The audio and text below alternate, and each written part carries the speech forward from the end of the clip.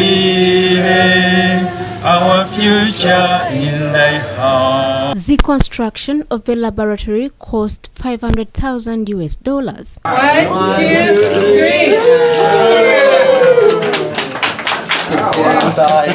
3. Uganda Virus Research Institute Director Professor Ponciano Kalebu says the new laboratory will help in the study of viruses and illnesses that are transmitted to human beings by animals.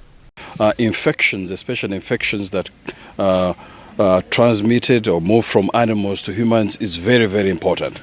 UVRI, as you know, has been doing quite a lot of work in understanding how viruses are transmitted, how viruses, where do they hide, in the area of studying, sequencing the virus, immune responses, vaccines. And I think these new labs, together with the partnership with NIH, will strengthen that work. And as you heard, the lab is specifically to study those infections which spread from animals to humans, what we call zoonotic diseases. And if you know that most of the outbreaks, most of the threats now, global threats, are resulting from interaction of man and the environment. Kalebu said the lab will help to train more researchers and present opportunities for collaborations with the international scientists.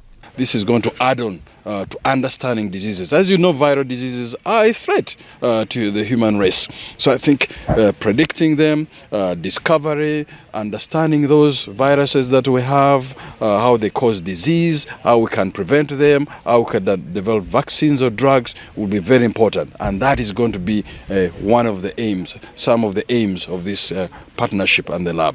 Kalebu also said 2 types of Ebola vaccine will soon be introduced. They are the Sabine vaccine and the Oxford vaccine. And the 2 vaccines, one is from Sabine, and this is a company in the US with a vaccine that is against Sudan, and also our Oxford team vaccine that has been made out of the chimp adeno. Those are 2, and again it has Ebola Sudan, Ebola Zaire. Those are 2 vaccines that are being planned to be introduced. We worked in partnership during the pandemic in response to COVID-19. And certainly now there are U.S. government officials and staff from the embassy who are in Mubende deployed alongside Ministry of Health officials in response to the current COVID outbreak. Story by Godfrey Sempija for the news in Entebbe.